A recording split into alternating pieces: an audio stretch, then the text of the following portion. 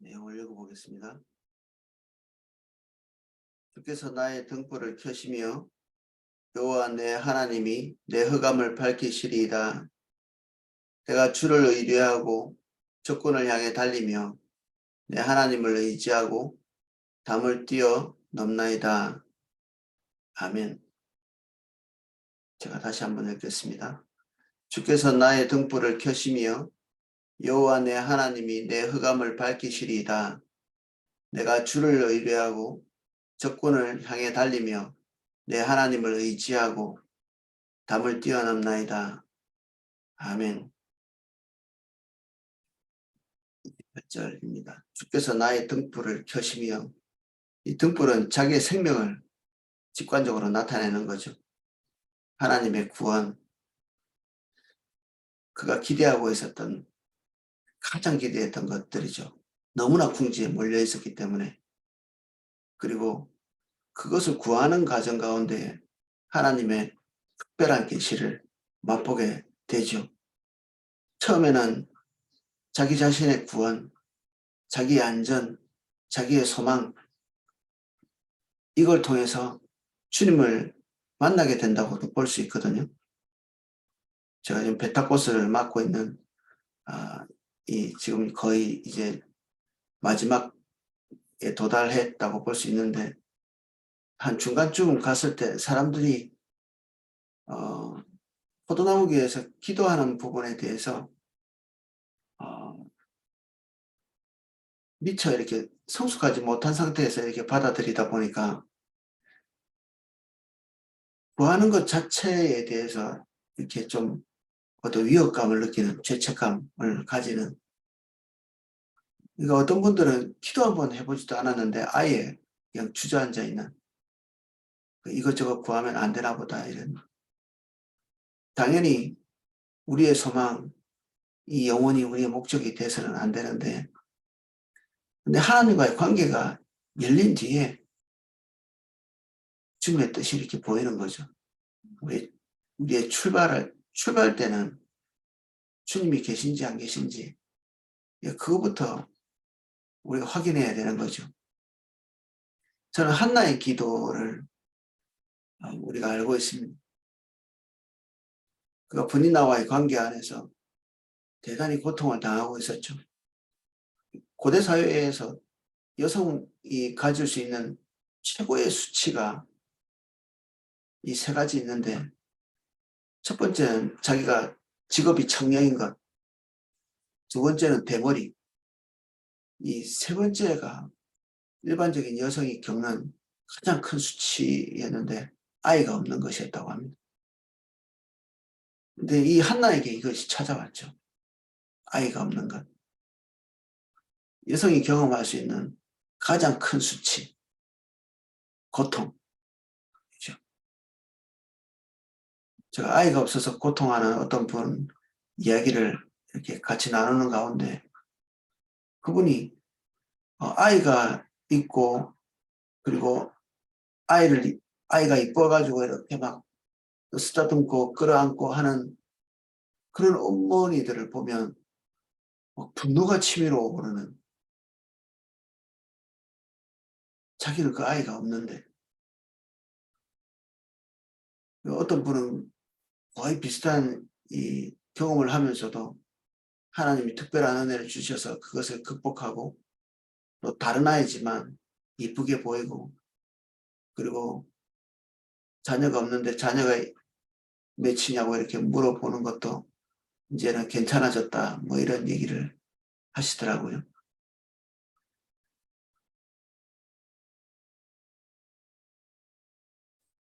정말 아이가 없는 것들 때문에 자기의 삶이 붕괴될 지경에 이렇게 몰려있는, 그러니까 그런 목마름이 하나님을 찾게 만드는 부분이죠. 다윗은 자기 목숨, 명예, 뭐 이런 것을 걸어놓고 지금 주님께 나아가 있는 거고, 한나 같은 경우에는 여성으로서의 자기 삶 전부를 걸어놓고 주님을 찾은 거죠. 결국 하나님으로부터 그 구한 것을 받습니다. 근데 이 사람들은 그 받는 것, 거기에서부터 끝이 난 것이 아니라 거기에서부터 한 발 더 나갑니다. 한나의 기도를 이렇게 읽어보시면 만군의 하나님, 뭐 이런 얘기를 하고 있습니다. 지금 현재 자기 민족이 처하고 있는 상황들을 보고 그 모든 것에서 구원하실 하나님의 구원, 아이가 없어서 아이를 달라고 구했으면 하나님은 뭐 생명을 잉태하게 하시는 하나님, 뭐 이런 식의 기도를 해야 되는 거 아닐까요? 근데 한나가 구하고 있는 그 하나님의 이름이 만군의 하나님입니다. 모든 군대의 하나님.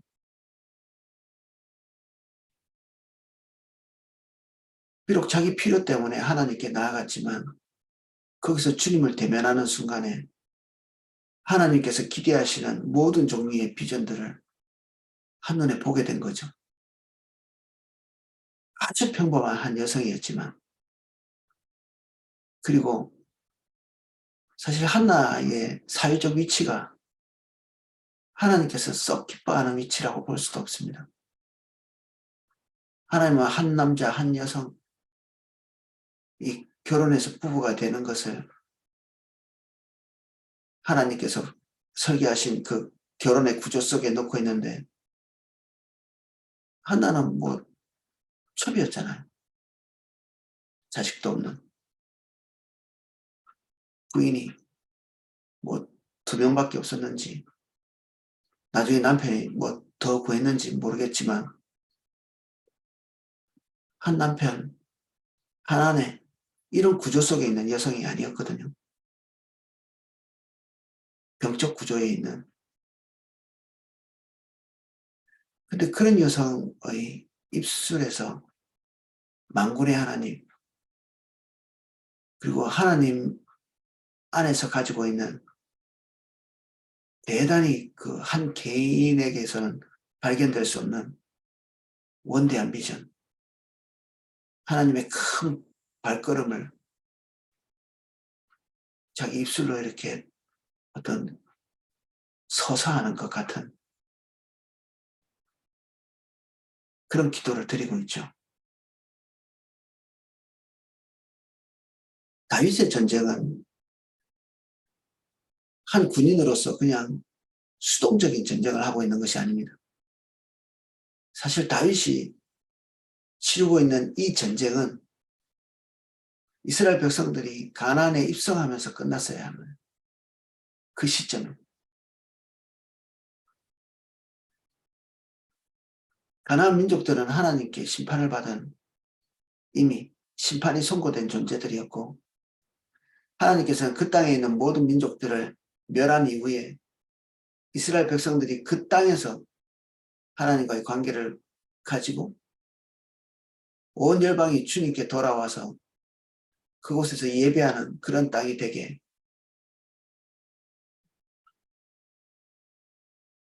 역사를 설계하신 거죠, 하나님께서. 담임 목사님 설교 중에 종종 우리가 들었던 전시 백성, 하나님의 샘플,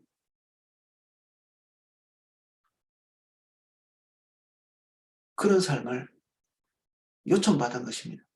이스라엘 백성 전체가. 근데 이스라엘 백성들이 가나안 땅에 들어가자마자 어느 적당선에서 자기가 위협받지 않을 만큼 전쟁을 치르고 난 다음에는 지금 당장 자기들이 살 만큼의 그 자리를 확보하고 나서는 그 자리에 주저앉아 버립니다. 그 주저앉은 자리에서 400년을 지속하죠.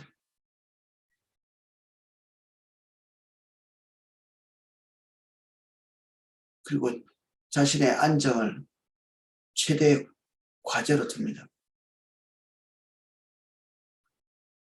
주변에 아직도 정벌되지 않은 이민족들과 화평을 누리면서 화평을 누릴 대상이 아니거든요. 그들과 우리가 마귀랑 사이좋게 지내겠습니까?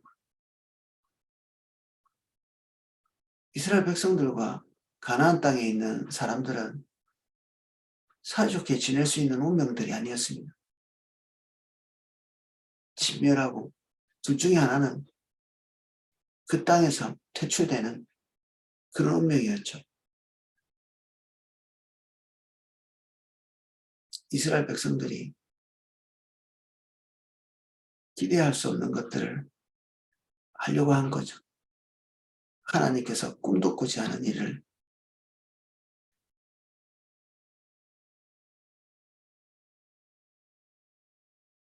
소명이 뒤집힌 정확하게 하나님이 기대하시는 것과 정확하게 반대 방향으로 가는 이스라엘 백성들.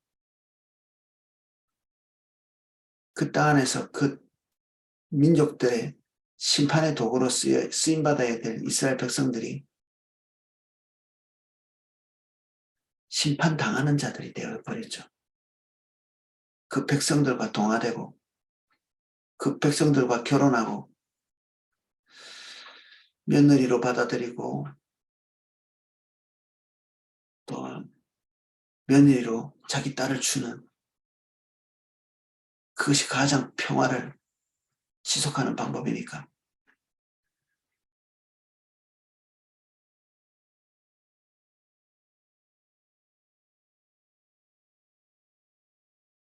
그래서 이미 끝나야 될 전쟁, 그 전쟁이 끝나지도 않고 그들의 생존이 위협받을 때만 하나님 앞에서 구원자를 구하는 그 사사들의 그 성과들이 그들의 생명은 구했을지 모르겠지만 아무 무의미한 성과들입니다. 무의미한 성과들.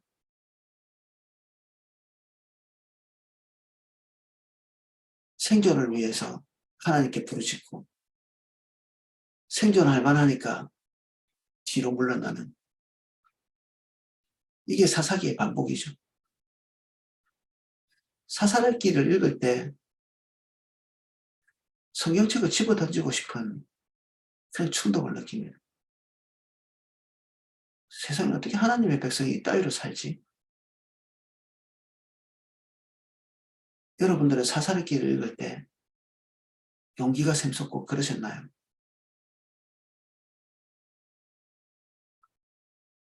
사실은 성경에 없었어야 될 부분이 사사기죠. 있으면 안 되는 부분.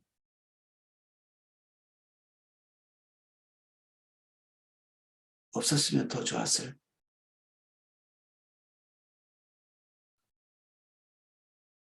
그래서 그 전쟁이 정체된 상태에서 다윗 때까지 넘어온 것입니다.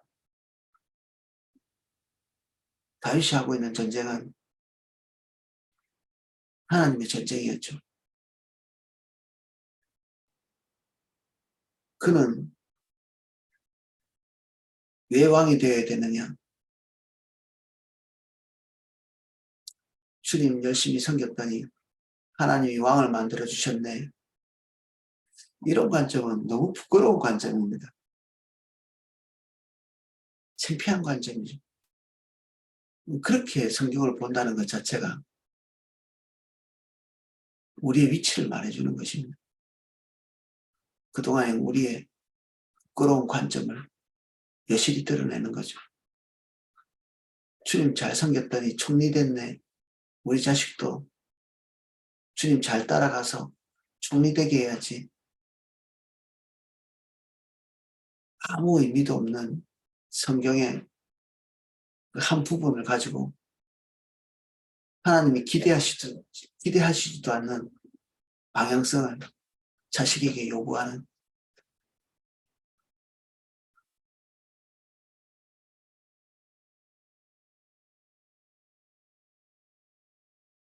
우리나 우리의 자식들이나 동일하게 하나님의 비전을 버리고 나면 남는 것은 아무것도 없습니다.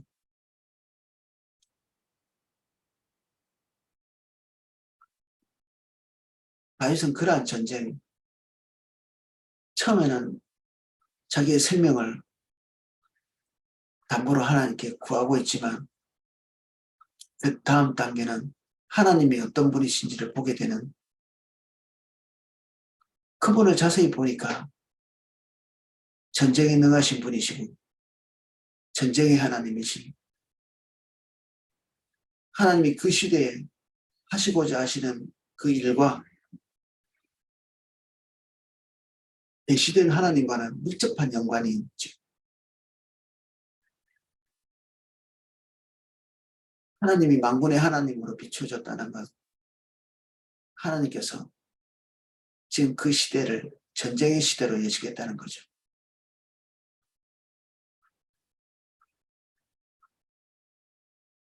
하나님께서 행하려고 작정하신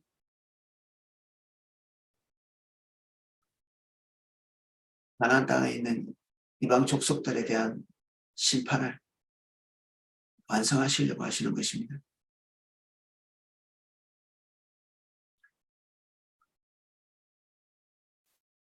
28절에 하나님을 자기 등불로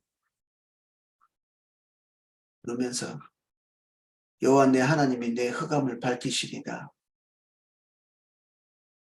흑암 속에 들어가 있는 것처럼 이것은 한 면에서는 죽음 가운데 들어가는, 여기서부터 출발했지만 다윗은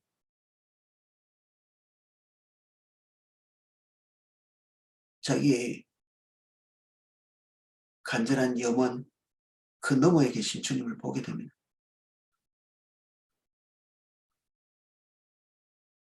우리가 그 앞 시간에 이렇게 쭉 하나님에 대해서 10편 18편에 나와 있는 하나님은 전쟁터 한복판에서 위력적이신 하나님의 존재죠. 어마어마한 전투력을 가지고 계시는, 다윗이 목격한 하나님은 전쟁터 한복판에서 능력이 있으신 하나님이십니다. 그 비전을 성취하시기에 주저함이 없는, 그것을 이루실 때까지 쉬지 아니하시는 하나님. 하나님께 목숨을 구걸했던 존재죠. 다윗이 저 좀 살려주세요, 뭐 이런 자기 목숨이나 구걸할 수밖에 없었던 다윗을 통해서 하나님께서는 하나님의 그 강력을 동원해서 하나님의 비전을 이루려고 하신, 자기 자식이나 하나 있으면 좋겠다, 이 수치나 좀 모면했으면 좋겠다고 부르짖는 그 한나의 기도를 통해서 하나님께서는 한 시대를 바꾸려고 하셨거든요. 내가 가지고 있는 생각이 이러한 생각이야. 내가 세상을 바꿔보려고 그래.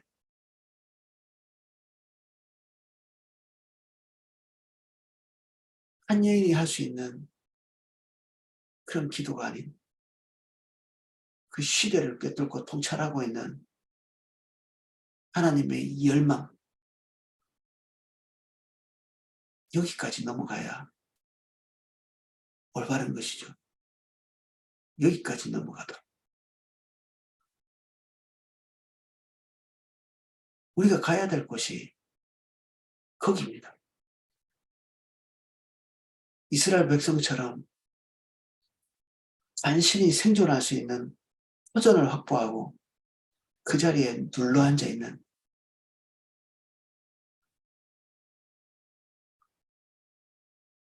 사실 큰 소리로 하나님께서 말씀하고 계십니다. 대단히 큰 소리로. 어제 기도회 중에 하나님께서 굉장히 큰 소리로 말씀하시는 것들을 제가 이미지상으로 본 것 같거든요. 큰 소리로.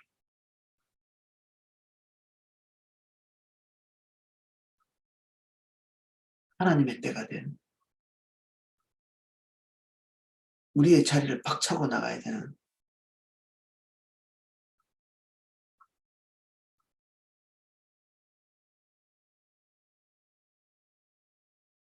우리의 자리를 박차고 나갈 수 없는 두려움, 공포. 학교는 사단이 칼을 들고 서서히 그냥 시퍼런 것처럼 목사나 선교사들이나 또는 특별한 강자들이나 YMCA하고 전도에 나서고 선교를 하고 그렇게 되는 것처럼 마음속에 아예 그냥 내 자리가 아닌 듯이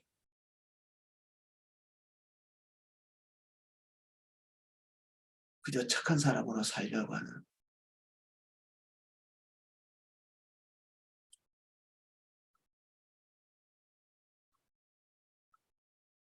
주님을 안 사람은 29절처럼 내가 주를 의뢰하고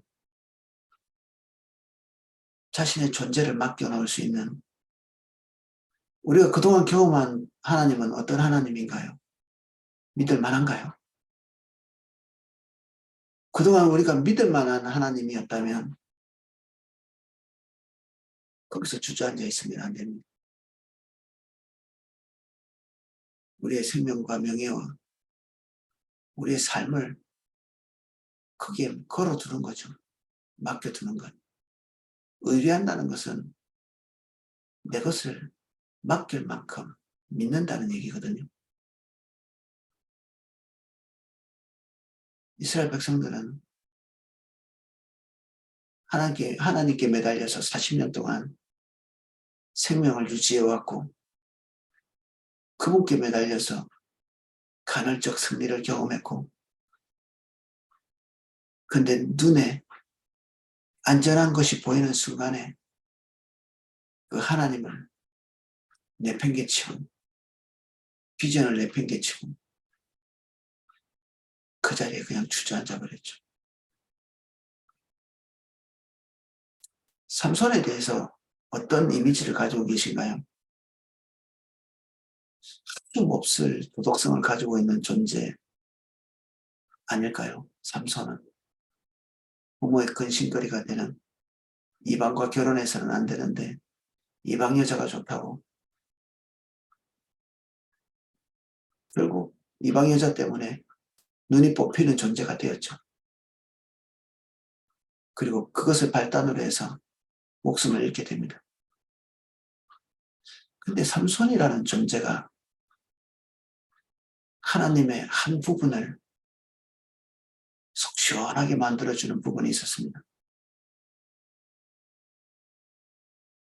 이스라엘에 딱 유일하게 삼손만 이방을 두려워하지 않았습니다.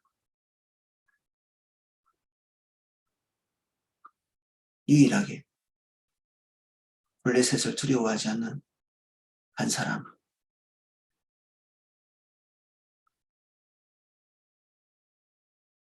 철로 된 연장 하나 만들 수 없고 나다나 호미 하나 만들 수 없는 이스라엘. 철로 병거를 만들기까지 했던 철 문명의 끝판을 달리고 있었던 블레셋. 그 블레셋을 두려워하지 않는 삼손에게 발견할 수 있는 유일한 수전성, 공격성. 그의 마지막 기도를 기억하시나요? 이 원수들을 다 물리치게 해달라. 하나님께서 그 기도를 들으시죠. 원수, 우리 금방 떠올립니다. 원수를 사랑해야 되지 않나요? 때를 보고 말해야죠. 때를 보고. 지금 이 때가 어느 때인가? 이 사사기의 이 한복판에서 하나님께서 말씀하시는 하나님의 절절한 열망이 뭔가, 이스라엘 백성 중에 그 하나님의 그 타오르는 열망을 담을 수 있는 자가 단 한 명도 없었고, 이 정신없는 이 한 사람, 이 부도덕한 사람, 자기 육신대로 행하는 습성을 가지고 있는 이 삼손 한 사람, 이 사람 하나가 그 시대를 향하신 하나님의 절절함을 담을 수 있는 유일한 존재. 대단한 일인가요? 슬픈 일인가요? 슬픈 일이죠. 슬픈 일. 모든 이스라엘 백성들이 그래야 되는데, 블레셋과의 갈등이 생기고 나니까 이스라엘 백성들의 관원들이 와가지고 삼손에게 그 얘기를 하잖아요. 우리가 블레셋과 지금 이거 화평을 가져야 될 상황인데, 우리가 그들의 지배 가운데 있는데 너 왜 이런 갈등의 소지를 만드느냐고 이렇게 얘기하죠. 갈등을 일으키지 마라. 이 정신없는 이 관원들이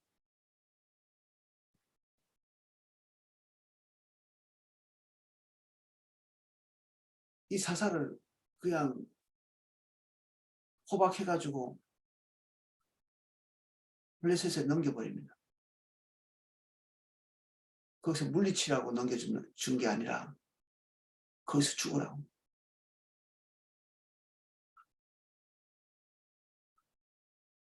이게 혹시 우리라면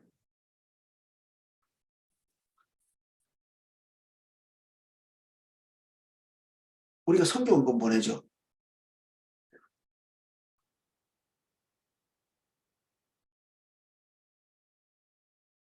우리가 가지 못하는 죄책감을 거기다가 올려놓으면 거기가 죽을 길이라고 생각이 들고, 그리고 나는 감히 가지 못하니까 선교사님들이 대신 좀 가주십시오.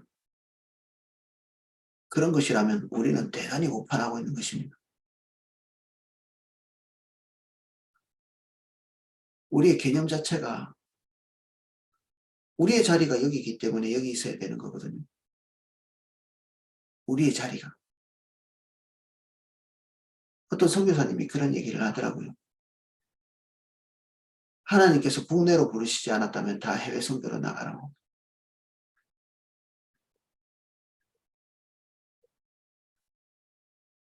하나님이 우리를 어디로 부르셨습니까?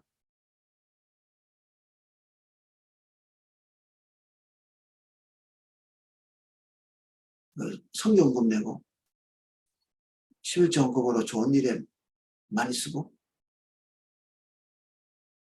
그리고 교회 유지하는데 나름대로 이렇게 헌신한, 기독교 안에 있는 모든 수입의 한 10% 정도가 11조를 낸다고 합니다. 전 세계. 근데 그 중에 한 10%만 교회 바깥에 씁니다. 교회 바깥에. 나머지는 교회 안에 성도들의 그 안락한 신앙생활을 위해서 투자되는, 하나부터 끝, 10까지 그냥 예배당만 들어오면 모든 것이 해결되는 그 해외 선교. 그 중에 아주 빈약한 부분. 한 숟가락을 떠놓는 것처럼 그 정도를 선교에 드는. 근데 놀랍게도 그 선교 헌금 중에 단 0. 몇 %만 아직도 한 번도 복음이 전해지지 않은 곳에 쓰여지는, 나머지는 다 이미 확보되어 있는 땅, 이미 복음이 왕성하게 어느 정도는 안전한 곳에, 거기에 90%가 다 투자되고 있는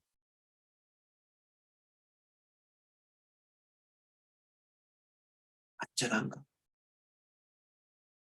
우리 중에 그래도 헌신됐다고 생각하는 사람도 가능하면 안전한 곳으로 가는.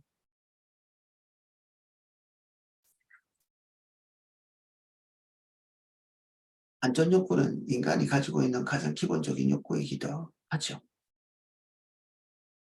다윗은 그 모든 안전을 주님께 맡겨두고 있습니다. 내가 주를 의지하고 적군을 달리면 지금 적들이 사방에 그냥 둘러쳐 있는데 그 중간으로 파고 들어가는 형상이죠. 그 가운데로 달려가는. 그들은 이스라엘 백성보다 거의 대부분은 압도적인 군사력을 가지고 있는,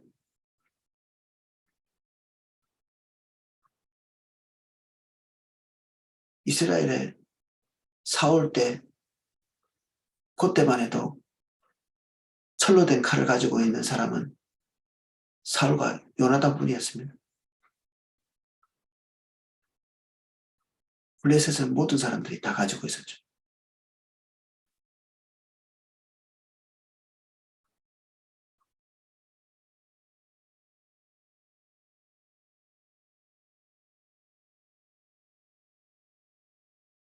그분을 향해 다니면 내 하나님을 의지하고, 우리가 우리 방 안에서 주님을 의지할 수 있나요? 이 말도 안 되는 소리입니다. 방 안에 뭐 주님 의지할 게 있습니까? 우리 자리에서. 포도나무 교회 담벼락 안에서 주님 의지할 수 있나요? 뭐하러 주님 의지합니까? 그게 안전한데. 우리가 먹고 살만한 우리의 개인적 테두리 안에서 주님 의지한다고요? 그거는 보험이나 마찬가지죠. 장차 올지도 모를 위협에서 아무 위협도 없는데 혼자 두려워하면서. 공황장애가 그런 거 아니에요? 위협이 없는데 위협을 느껴.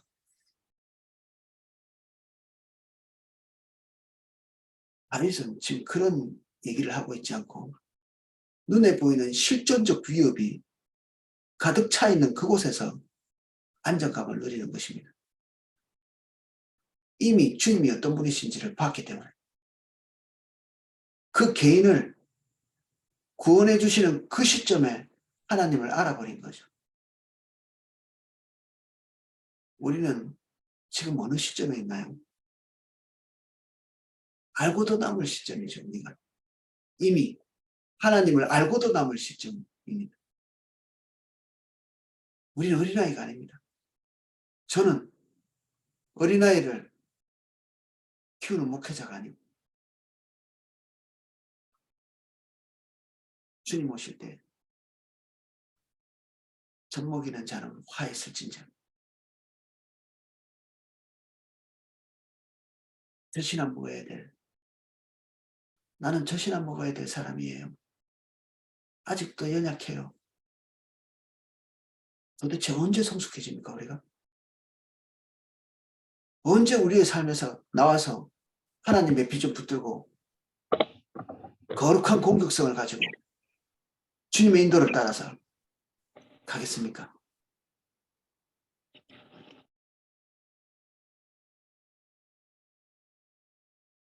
하나님을 의지하고 담을 뛰어넘나이다. 이 담이 저게 최전선이죠. 이게 가장 많이 견고하게 해놓은 것. 갈수록 안으로 들어갈수록 뛰어넘기가 힘들죠.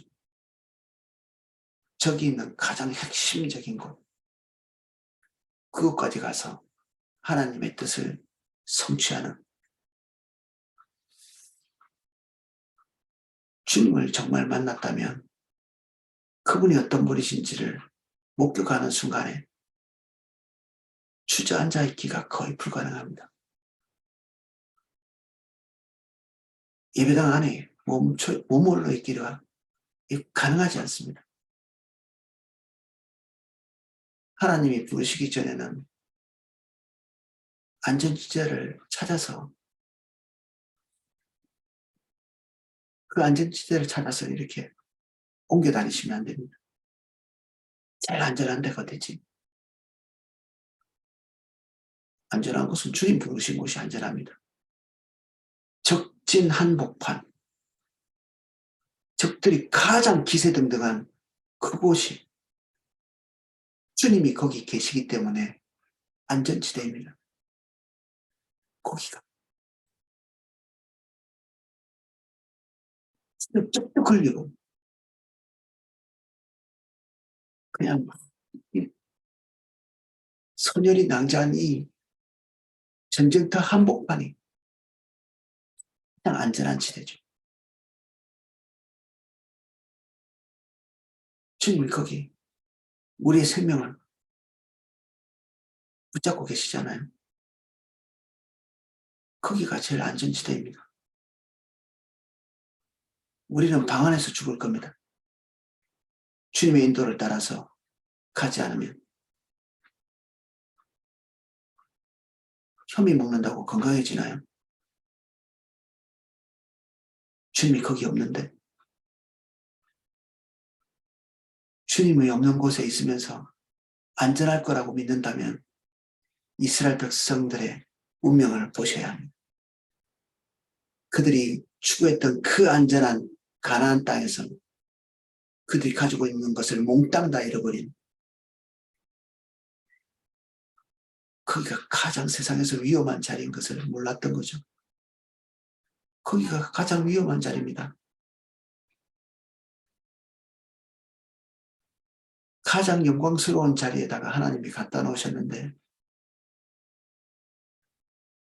주님 잃어버리는 순간에 거기가 가장 위험한 자리.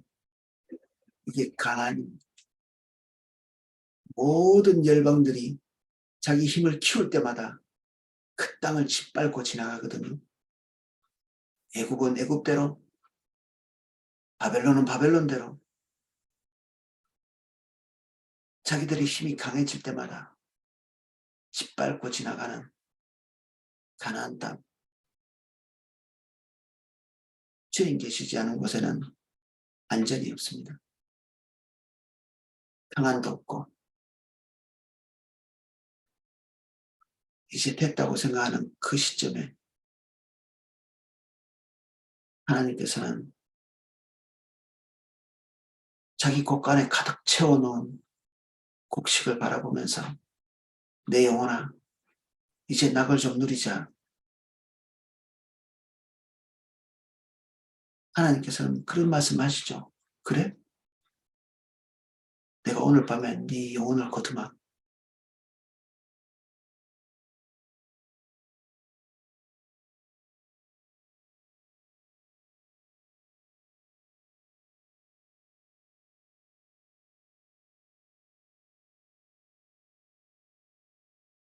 내가 주를 의리하고 적군을 달리며 내 하나님을 의지하고 담을 뛰어넘나이다.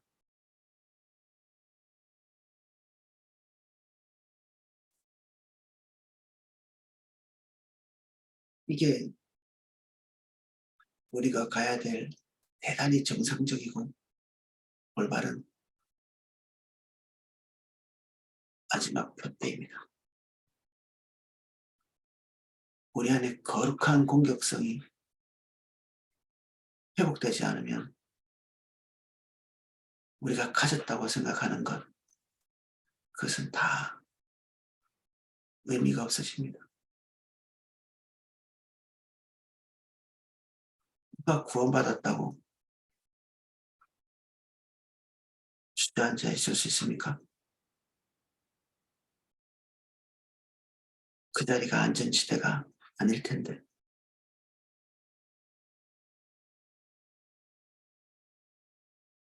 성경은 우리에게 안전빵으로 사는 것에 대해서 말을 하고 있지 않습니다. 아무도. 그리고 그렇게 살고자 한 사람의 운명도 조금도 부르지 않고 고발하고 있고, 하나님의 사람들에게 주어지는 유업이라는 것은 항상 믿음이 없는 눈으로 보면 생사가 오가는 곳입니다.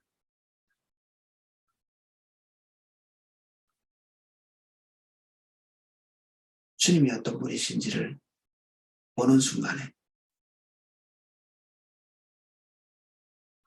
전쟁터 한복판에서 말로 다 할 수 없는 평안과 안식, 기쁨, 주님과의 평온의 교제를 나눌 수 있습니다. 한면에서는 외롭고 고독하고 은밀한 곳에서 주님을 알게 됩니다. 그러나 또 한면에서는 선혈이 낭자하고 적들과 칼끝을 대치하고 있는 그 한복판에서 우리는 주님을 알게 됩니다. 그곳에 있지 않으면 주님을 알 수가 없습니다. 우리 주님 알아야 된다고 많이 배웠죠. 주님을 먼저 알아야지 뭔가 하기 전에. 근데 그 주님을 알 수 있는 자리가 하나님께서 부르신 그 자리, 그 자리에서만 알 수 있습니다. 비전을 버린 사람이 주님을 알 수 없고 주님을 아는 자는 비전을 보게 되어 있습니다. 우리의 삶이 우리의 생존과 안락 외에 아무것도 없다면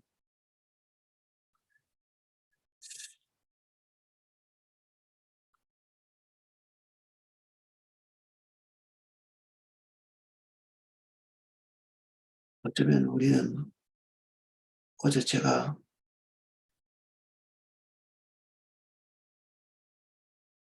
들었던 그 음성, 내용이 기억이 안 나는데 큰 음성의 요지는 기억이 납니다. 지금 주저앉아 있어서는 안 되고 전쟁하는 곳으로 나가야 되는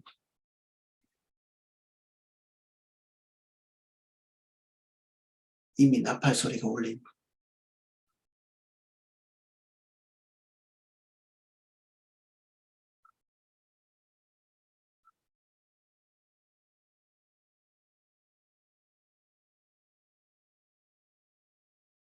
네, 오늘은 여기까지만 살펴보겠습니다. 기도하겠습니다.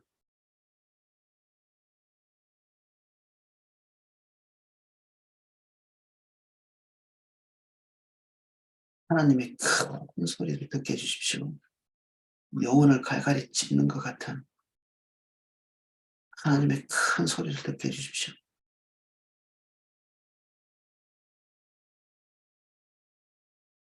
우리를 전쟁터로 부르시는 이 시대를 향한 하나님의 절절한 열망을 드러낼 수 있는 저희들 되게 해주십시오.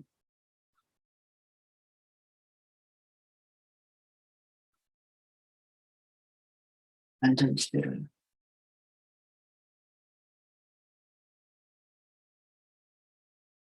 구하는 저희들 되지 않도록 주님 외에는 안전지대가 없습니다. 주님 계신 곳이 가장 안전합니다. 주의 뜻이 있는 곳이 가장 안전합니다.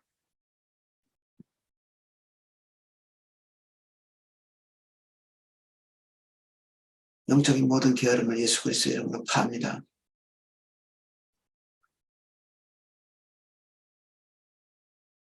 사단의 모든 위협적인 소리들, 그것을 들을 뿐 아니라 자세히 듣는 영적인 무지,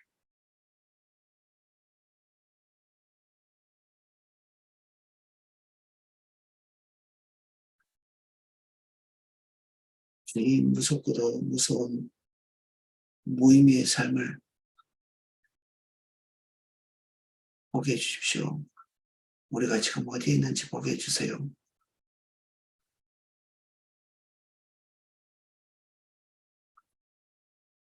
예수님 이름으로 기도합니다. 아멘. 네. 다음 주는 컨퍼런스, 이죠. 그 컨퍼런스에 우리가 좀 집중했으면 좋겠다는 생각이 있습니다. 그래서 월요일은 새벽 기도가 있습니다. 그리고 신앙훈련도 월요일 있습니다. 근데 화수, 다음 주 화수, 새벽 기도와 우리 신앙훈련을 쉬도록 하겠습니다. 그 시간은 컨퍼런스로 대체합니다. 그래서 컨퍼런스에서 주님과 충분히 교제하시고 그리고 그 시간에 하나님의 인도를 받는 저와 여러분 되시기를 예수님 이름으로 축복합니다. 다시 말씀드립니다. 다음 주 월요일은 새벽 기도가 있고 신앙훈련도 있습니다. 화수 새벽 기도가 없고 신앙훈련도 없습니다. 네, 제가 기도하실 수 있도록 음악을 방송해 드리겠습니다.